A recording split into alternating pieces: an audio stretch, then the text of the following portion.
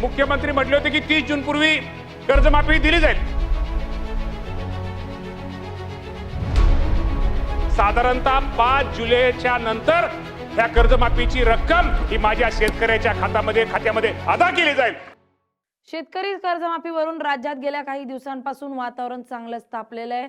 शेतकरी कर्जमाफीसाठी रोहित पवारांनी तर अन्नत्याग आंदोलन देखील केलं होतं। आता पुन्हा काल रोहित पवार आणि इतर मवियाच्या नेत्यांनी शेतकरी कर्जमाफीसाठी आंदोलन केलंय। महायुती सरकारनं शेतकऱ्यांची कर्जमाफी 30 जूनला करणार असं जाहीर केलं होतं, पण आता सरकारनं कर्जमाफीची तारीख वाढवत 5 जुलै केली आहे। शेतकऱ्यांना कर्जमाफीचा लाभ 5 जुलै नंतर मिळणार असल्याचं कृषी मंत्र्यांनी जाहीर केलंय। त्यामुळे सरकार फक्त शेतकऱ्यांची फसवणूक करतंय का? सरकारकडून तारीख पे तारीख जाहीर करत वेळकाढूपणा सुरू आहे का?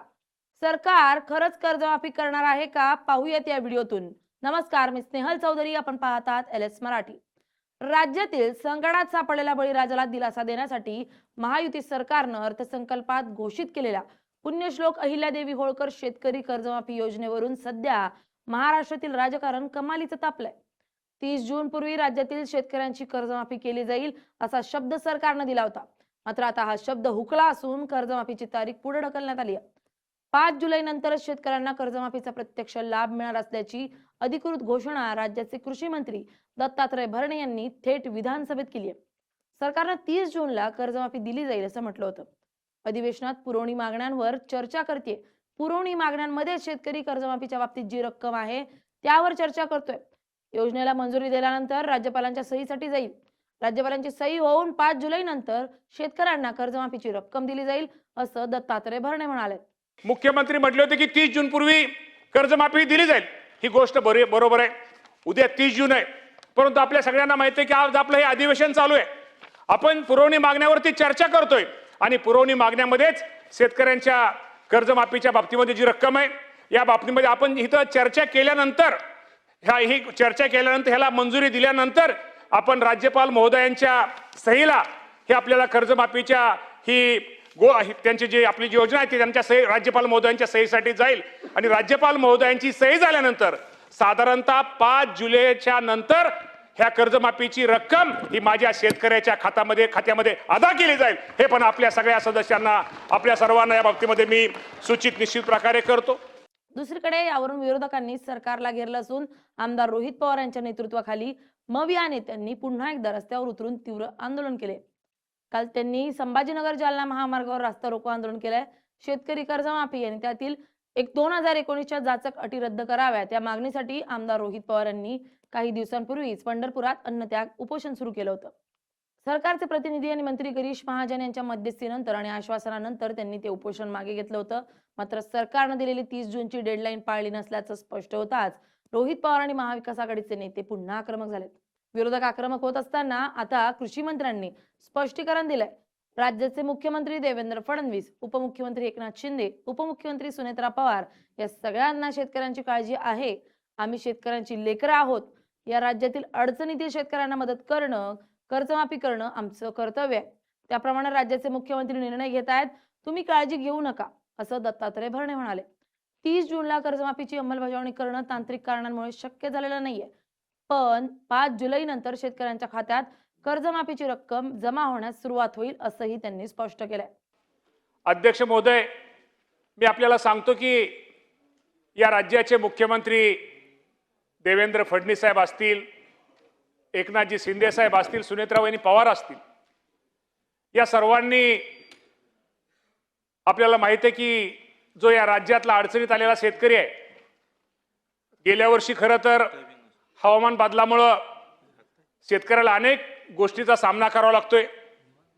कधी पाऊस जादा पडतोय, कधी पाऊस कमी होतोय, गारपीट होते, वादळ होते आणि या अडचणीच्या काळामध्ये गेल्या वर्षी सुद्धा माझ्या शेतकऱ्यांना खूप मोठी मदत देण्याचा प्रयत्न राज्याचे मुख्यमंत्री, दोन्ही उपमुख्यमंत्री स्वर्गीय मी अजितदादा पवार साहेबांचं नाव मागच्या घेतो यासाठी की ज्यावेळेस ही कर्जमाफीचा निर्णय झाला किंवा गेल्या वेळेस ज्यावेळेस अतिवृष्टी झाली त्यावेळेस अजितदादा पवार साहेबांनी आणि दोन्ही त्यावेळेचे मुख्यमंत्री आणि उपमुख्यमंत्री या सर्वांनी शेतकऱ्यांच्या हितासाठी खूप मोठा निर्णय हा निश्चित प्रकारे घेतला होता आणि गेल्या वेळेस पण आपण त्यांना खूप मोठी मदत आपण केली होती।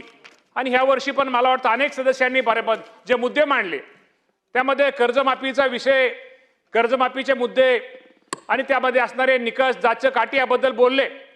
पण अध्यक्ष महोदय, मी आपल्या सगळ्यांना सांगतो की शेवटी मी नेहमी म्हणतो की शेवटी आपण सगळी शेतकऱ्याची बहुतांशी मुलं आहोत. शेतकऱ्यांच्या अडचणी, शेतकऱ्यांचं दुःख, शेतकऱ्यांच्या समस्या हे आपल्या सर्वांना माहीत आहेत. त्यामुळे अनेक प्रश्न ह्यामध्ये अनेक जणांचे प्रश्न मांडले.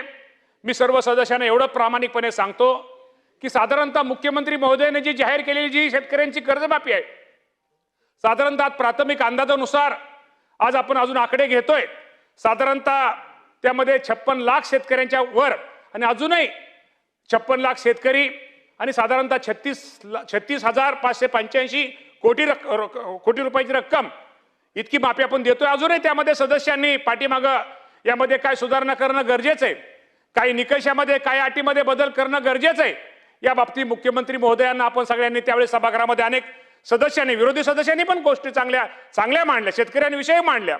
त्यामध्ये मुख्यमंत्र्यांनी स्वतः सांगितलं यामध्ये आपण निश्चित प्रकारे यामध्ये बदल करू. यामध्ये काय बदल करणं गरजेचं आहे, यामध्ये बदल केल्यानंतर कुठल्या गोष्टीमध्ये माझ्या शेतकऱ्याला त्याचा फायदा होईल, तो मुख्यमंत्र्यांनी उपसमितीला त्यामध्ये निर्णय घेऊन निश्चित प्रकारे या राज्याचे मुख्यमंत्री या बाबतीमध्ये सकारात्मक आहेत.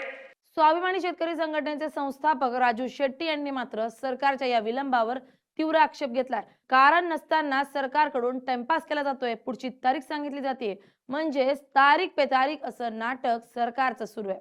राज्यपालांकडे जायचं कारण नव्हतं. अर्थसंकल्पीय अधिवेशनात कर्जमाफीसाठी पैशांची तरतूद करत आहोत असं अर्थमंत्र्यांनी सांगितलं होतं.